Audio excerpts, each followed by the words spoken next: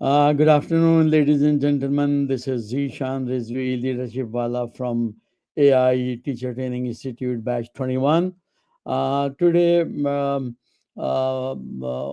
have the honor of Aliza Rizvi to come into my studio and discuss about his life journey and the creative edge with Aliza. This is our topic. Aliza Rizvi is a globally inspired fashion designer whose journey reflects creativity, resilience, and cultural diversity. Born in Saudi Arabia and raised in Pakistan, she began her educational path at Beacon House school system in Karachi before continue her studies in Toronto, Canada. She later graduated with a degree in fashion designing from Ryerson University, Toronto. Aliza launched her professional career in the footwear and accessories industry, working with renowned brands such as Aldo, where she designed shoes and handbags. She further expanded her expertise with Power, Bata, and Harley Davidson, gaining valuable experience across diverse design environment. Today, she serves as a senior designer at Nike's head office in Portland, USA, where she continue to push boundaries in innovation and style. Passionate about creativity and exploration, Aliza has traveled extensively around the world, drawing inspiration from a different culture. Her interest includes reading, singing, boxing, and martial art, and she enjoys experiencing a wide variety of global cuisine. Let me help welcome to Aliza to come into our session and discuss with her experience, knowledge, and her life journey. And we all will be benefited from her great experience. Good afternoon, Aliza. How are you today? I'm good, thank you. That was a great introduction. Thank you. All right, okay, because I know you very well. So my first question is, Aliza, how did being born in Saudi Arabia and raised in Pakistan shape your worldwide and creative perspective? Yeah, good question. So Saudi Arabia didn't have as much of an impact on me because I left when I was a year and a half. But I would say Pakistan had a huge impact because that's where my creativity sort of began. I was thinking about this a little bit. One of the unique aspects of growing up in Pakistan is you see your dadi, your chachi, your puppo, your mom. Everybody makes clothes at home, so I grew up around that culture. My birthday clothes, wedding apparel was often made at home by women that you knew. So from an early age, the idea of having control over apparel and the ability to create was visible to me. And so I started trying to replicate that at a very young age on my dolls. And I went to a private school, Beacon House, as you know, and it was a lot of uniform, which I didn't like. I hated my uniform. So the need to find control and the need to, you know, be able to live my fantasy was through creating things that I couldn't wear myself. So I would say that's where sort of the inspiration and the journey began. Excellent. What early experience at school sparked your interest in fashion and design? Fashion and design, I would say art in general began when I was very young. I didn't know what art was at the time. My brother was in school. I wasn't in school at the time, and he had a project he brought home. And he had pencil, crayons, and markers, and I didn't know what it was. But all I remember is that I was like fascinated, and he was annoyed at me because I wanted to touch it. So that's where it began. And then when I would draw characters and women or cartoons, I used to put a lot of emphasis on their clothing. Like I said, art and design is a way of living out your fantasy, something that you might not have in real life. I think writers have the same thing. We're trying to create a world that we don't have in real life. So again, needing control of my clothing was a lot more important to me than most people. My mom would know this because I was a very picky person. You would know this. I had a strong opinion from a very young age. These things bothered me and meant to me a lot more than I think it was normal. So, drawing characters and realizing that I focus so much more on their clothing was something that made me realize that this was something I was very passionate about. Awesome. How did your transition to Canada influence your personal and professional development? Yeah, so multiple things play at hand here. One, every time you go through a big life transition, it's very uncomfortable. But in a way, it's a good opportunity for you to learn that you are more resilient than you realize. So when you put yourself in an uncomfortable situation and you overcome, it gives you more faith in yourself that, oh, wow, I didn't know I could do that. So, one that made me realize that I was ready for challenges that seemed scary at first. Second, growing up in Canada naturally gave me visibility to a more diverse opportunities of careers versus in Pakistan. Not that fashion and design is big in Pakistan as well, but in Canada, because of our program and school and projects, I had a lot of opportunity to practice my art and design. And there's a sense of acceptance and a sense of pride in exploring unique careers here. So even though growing up, I thought I will need to find a professional, very traditional career like science or engineering or architecture. I grew up believing that's what I would do also. But uh, luckily, at the right age, I was given exposure to a world outside of that. And I decided to take the risk and pursue it. Great. What inspired you to pursue fashion designing as a career in university? Um, just because I think out of everything that I have a lot of I have a lot of passions. I have a lot of hobbies. I am interested at a lot of different things. But the one thing that has consistently been a part of my life is, again, needing to um, not just control what I wear, but this need to create this sense of pushing the boundaries where clothing is included. So again, growing up in Pakistan, when I would go to a tailor and I would give them like fabric and I would say, make me shalwar kameez, I remember I would always make really unique designs with the sleeves coming off and things are going this way, and it was always very confusing, and the tailor would get upset at me and he would say, you always have the weird designs.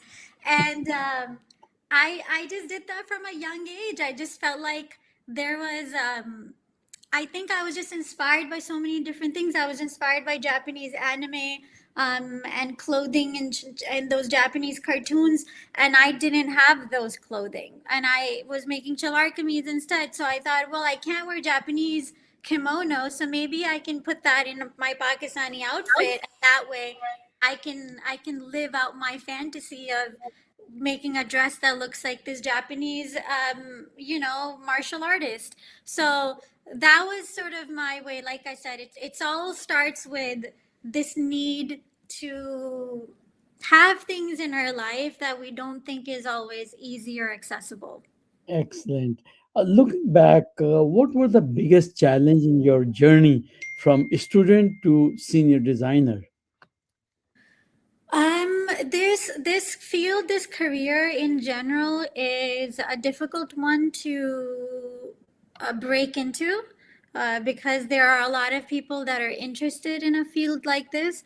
But a company like even Nike, there's thousands and thousands of employees, but the designers are only few and far between. There's only few of us that get to have the ability to design and think and um, determine what should be the future of this brand, right? So that it's in general just competitive.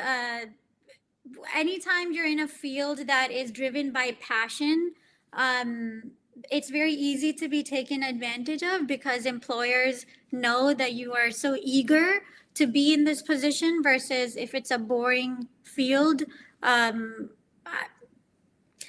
it's hard to explain. I think that fashion design, having a degree helps, but anything that's creative, I don't think a degree is 100% necessary. Your natural skills can get you there. So you always have to work very hard to physically show that you have the capability because there's a lot of competition.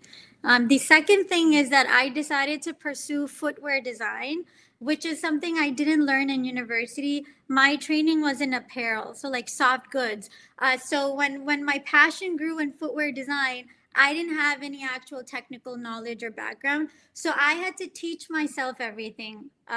So every time I was going and applying for a new job, I was competing with students that had industrial design experience or background that knew how to do this already. I didn't know how to do it, so I constantly had to find ways to better myself.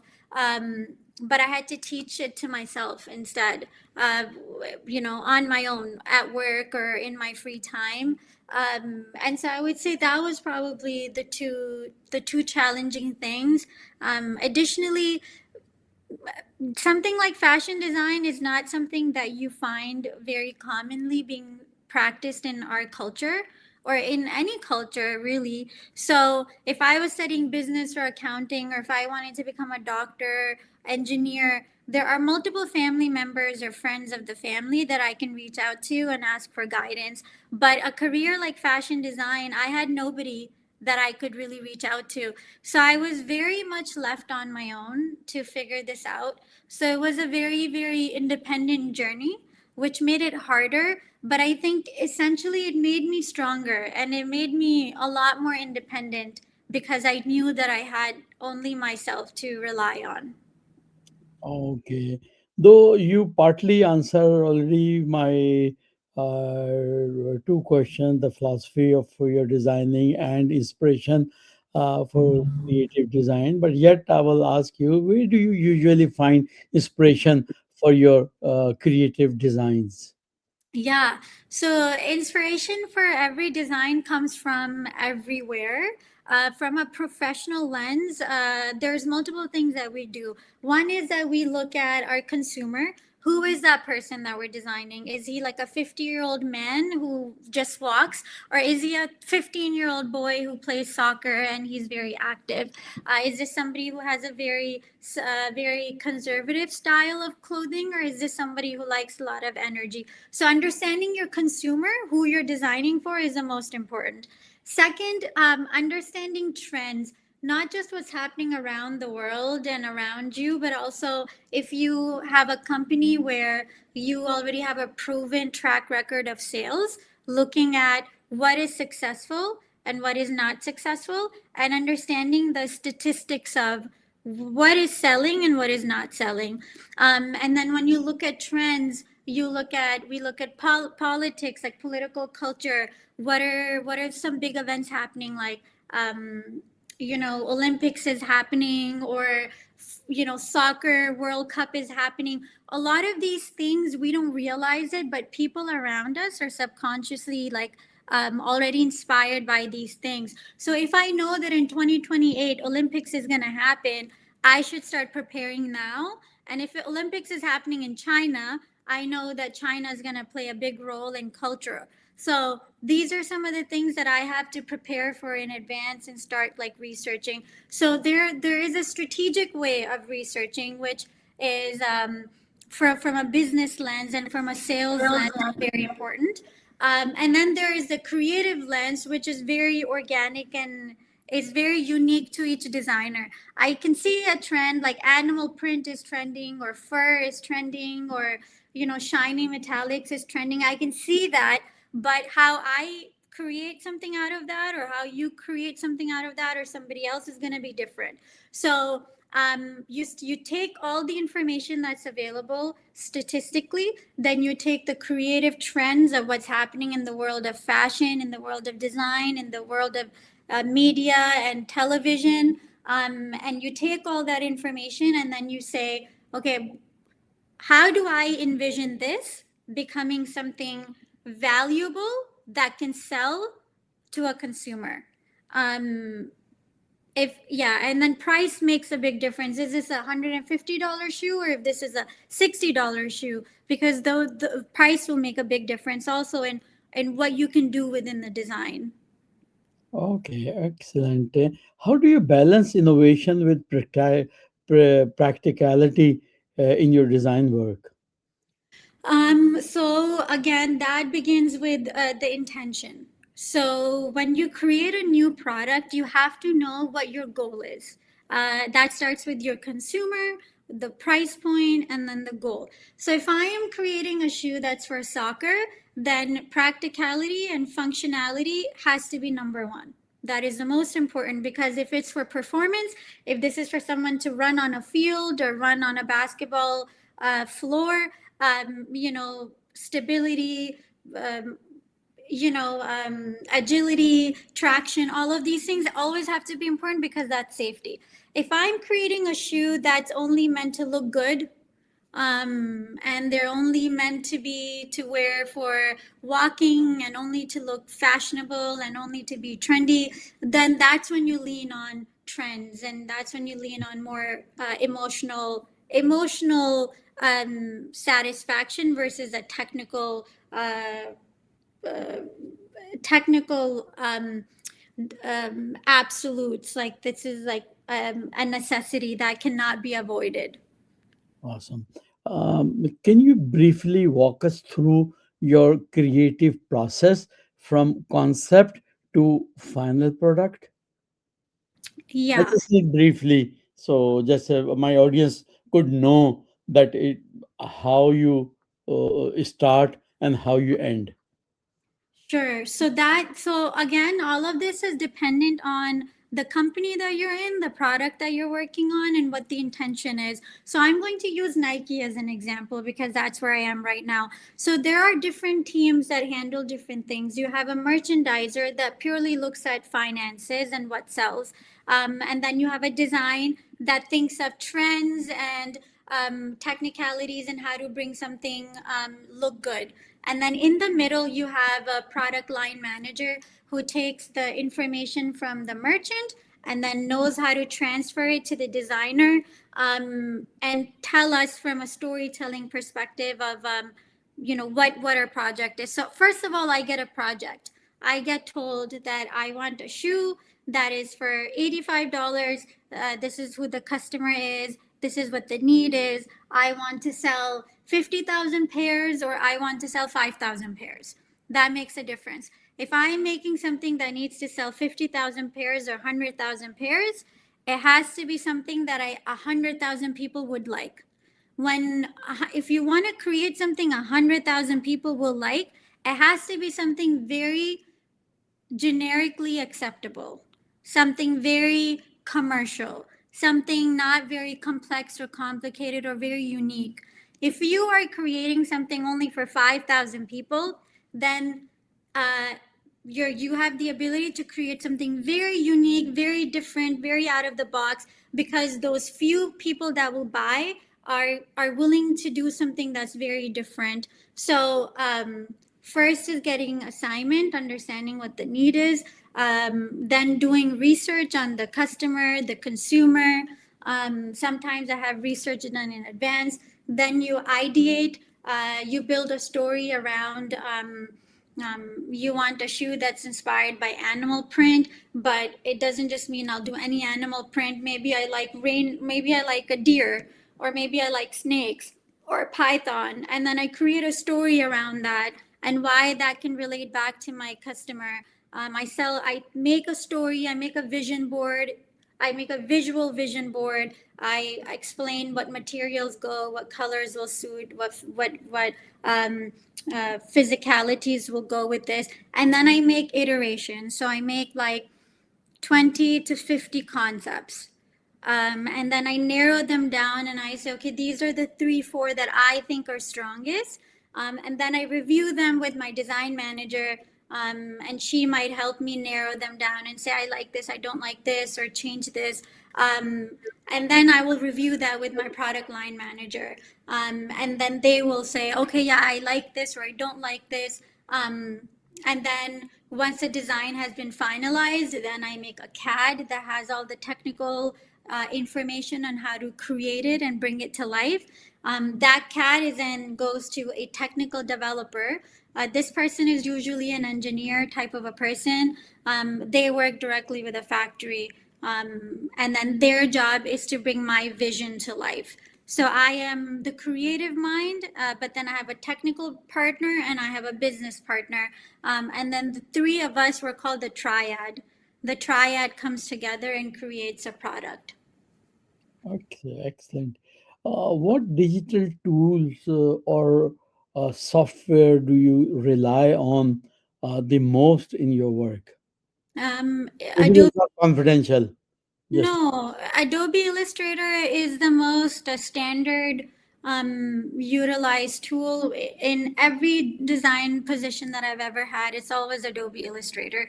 There is nothing that has replaced it so far. okay. So, how is technology transforming the way you approach design today? Yeah, it's having a big impact. AI, obviously, as you know, is having a huge um, influence on the world. So we have access to AI internally for our company that we use for ideation. It does not replace a human mind because, like I said, it's not just about being creative. It's thinking about multiple things like the customer, the price, the what sells, the business. There's a lot that a human mind can still understand the nuances that the AI machine might not be able to understand. From what I think is AI is good at like imitating. So AI is good at recreating something that has already existed. But for you to be a true unique designer, you have to then create something that hasn't existed before. And then AI can't think of that, right? If that makes sense. So so AI has a huge impact, but instead of avoiding it, instead of being scared of it, I think we are embracing it, and we are able to play around and ideate and try different iterations and seeing, oh, this is a cool concept, and then you take that concept and then you recreate it in something that's more practical, something that can be produced realistically in a factory. Okay, great. How do you understand and anticipate customers' need in a competitive market? Yeah, so again, multiple ways. Something I've maybe already mentioned. One, looking at statistics of sales, what is already selling. When you look at sales, you look at multiple things. What store is it being sold at? What is the geography of that store? Is the store based in Korea and Japan? Is it based in Mexico? Is it based in America? And then even within those markets, is it in a affluent neighborhood or is it in a like a more of a struggling neighborhood? All of these things have a huge impact when you're trying to study like consumer patterns of where is the money going, what are they buying, why are they buying this. Another thing is doing research, traveling. You have to go sometimes physically to a country. I recently went to a university campus and I sat there and I just observed all the students and what are they wearing, what are the shoes, what are the jackets, what are the backpacks. Just physically just sit and just watch and just observe and make notes. And then we did a focus group, which is when we bring in a group of people that we think are consumer that we want to know more about, and then we ask them questions like, like how you're asking me questions right now, and like, tell me about yourself. What do you look for in a shoe? What are some of the things that you are not finding? What are some of the things that you enjoy? What are things that you wish you had more of? Who is your inspiration? When if you want to go to a party, what do you wear? If you want to go play soccer, what do you wear? So understanding your consumer and asking those questions are really important. So again, there's again to like reiterate, there's the data, like the math, the number. Then there is the general research of seeing what's trending using your own idea. And then finally, it's also asking very direct questions to those consumers and asking them directly, what do you want? All of those things come together, helps us understand what our customer might want. Awesome. In what ways have your hobbies like reading and traveling enhanced your creativity? I think inspiration can come from anywhere. Um, and I'm somebody who's constantly inspired by everything around me. I read a lot and I watch a lot of TV shows, or even if I'm traveling, it opens your mind to things that you can't imagine something that you haven't already seen somewhere, or you can't create something out of thin air. Just as much you might think that, oh, everything comes out of nowhere. That's not true. Our inspiration is subconsciously coming from somewhere. So having exposure to new, unique things kind of forces you to think from a different perspective and a different point of view. And then it helps you kind of become more unique and more knowledgeable. Awesome. My last question to you, Eliza. What advice would you give to young designers about balancing passion, creativity, and professional growth? Oh, balancing all that, that's a good question. I don't know if I can say how to balance, because in my case, my passion, my profession, is all one, Your and hobbies? my hobbies, yeah, all of these things are one. And so in a way, it's very great for me because I'm able to put in a lot of effort through something I love, and then I get to reap the rewards from a career growth. So in all ways, I feel like it's a win-win situation, right? Sometimes I get paid and I feel guilty because I feel like I'm getting paid for doing things I love. And so that's why I'm a huge advocate. And I truly believe, even though the culture that I come from, it tries to restrict us, tries to put fear in us, which I went through, try to tell us that you can't do this, you don't have what it takes. I would say don't take advice from someone who's not living the life that you want to live. So if I want to become a singer, I will take advice from Sonu Nigam because I look at him as someone who's living the life, right? But if I want to be a singer, I'm not going to take advice from someone who's never sang a song in their life.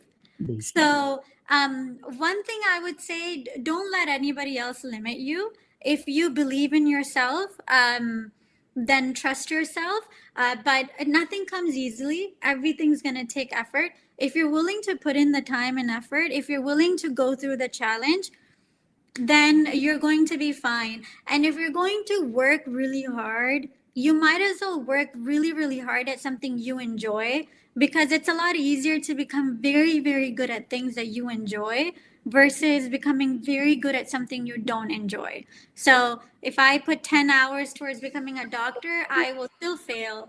But if I put 10 hours towards becoming a better artist, I will succeed tremendously. So in my theory, my 10 hours are more helpful in one area versus the other, because I don't have a natural talent when in sciences, right? So to each their own. You do what you want to do, but if you want to do something, don't let anybody else tell you what to do.